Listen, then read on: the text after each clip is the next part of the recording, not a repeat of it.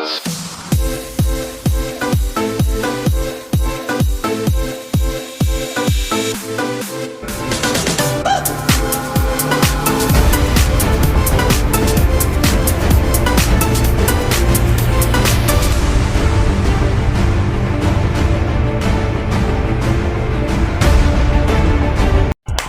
what's up?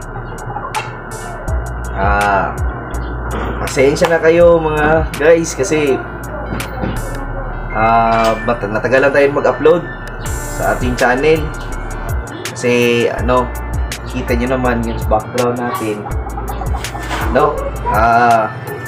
Hindi na yung bahay natin is giniba na. Tapos iba na yun tayo ng bahay. Lumipat na tayo. Tapos tutur ko kayo ngayon sa sa location natin at saka yung mga manok natin. Pasensya na talaga kayo, natagalan nag-upload kasi pinifix ko pa yung mga intro, yung mga ang susunod na episode. Ayan. So ang siguro next natin episode is yung continuation ng bloodline natin, yung Asil na naman na bloodline, Asil na bloodline. Ayan. So itutur ko kayo. Yan, so guys, tutur ko kayo ngayon sa sa bahay namin. Yan, so dito mainit na. Yan, so ito na yung yung lugar. Yan, wala na yung malaking bahay, yung karaan na bahay. Yan. Ayan, mga shout out sa mga sa mga pogi na mga magsaysay boys. Ayan. So ayan sila. Tapos ayan, nakikita nyo wala na yung tapos ito na yung bahay. Ayan. So ito yung bahay natin. Tapos yung manok natin, ito lang sila muna kasi ayan natin, ayan, dyan muna sila. May isa, ayan, kasi dito banda napagawa natin ng flying pin, so hindi pa yung mga gamit sa dito banda yon, lalagyan natin ng flying pin.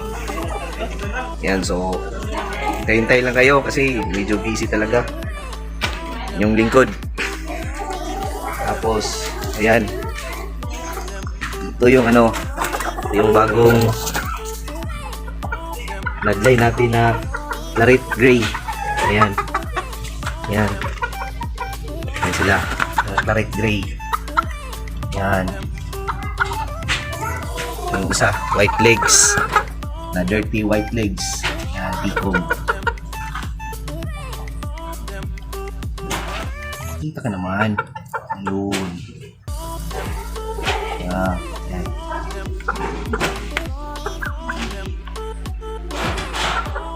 Ayun. So yan, plano ko. Ito, malapit na yung yung buntot niya. Medyo salbahe kasi plano ko ilaban to. Yan, tabayanan nyo lang yung laban. Tapos yung mga laban natin, tingnan nyo lang sa sa Bilibili. Yan, search nyo yung sa Bunggay. Yan, dun sa Bilibili nyo makita. Yan, ito laban natin to. Pag na yung mabuo na yung niya, pwede na mahawak-hawakan kasi medyo salbahe kasi ito. Tapos alam nyo naman, ayaw ko talaga sa medyo salbahe. Hindi naman to salbahe nung una, pero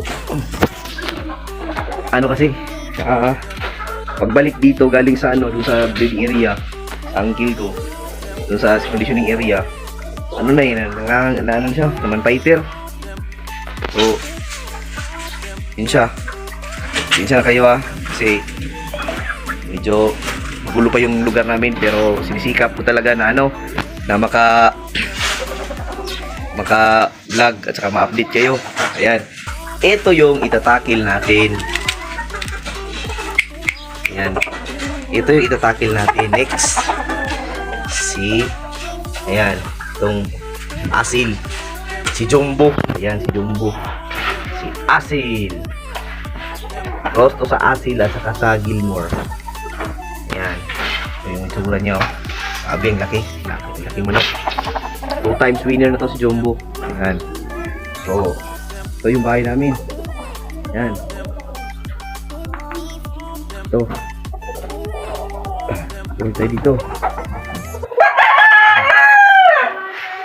Ayan. So, wala pa. Hindi pa na yung window. Hanap muna tayo ng budget. Baka may mag-sponsor sa inyo dyan. Ayan. So, ito yung sa ate ko. Saka yung sa kapatid ko. Sa bunso namin. Ayan. Yun sa likod ng bahay. Ayan, yung mga manok. Yung dalawa. Dito ko muna sila. Lagay. Ito yung patungan nila. Sila. Ito siya papatong.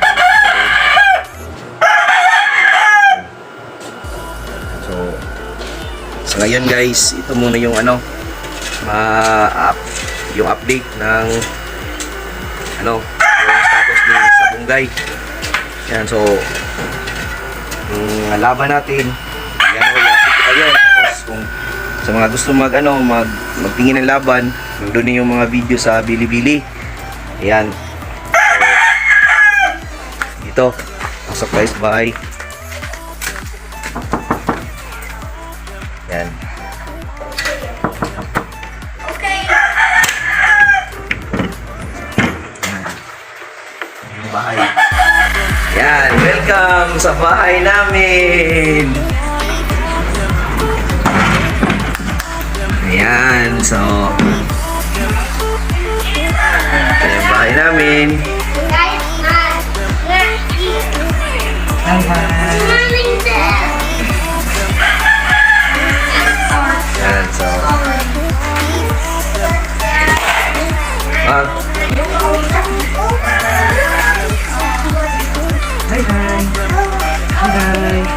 Yan, ito yung bahay namin.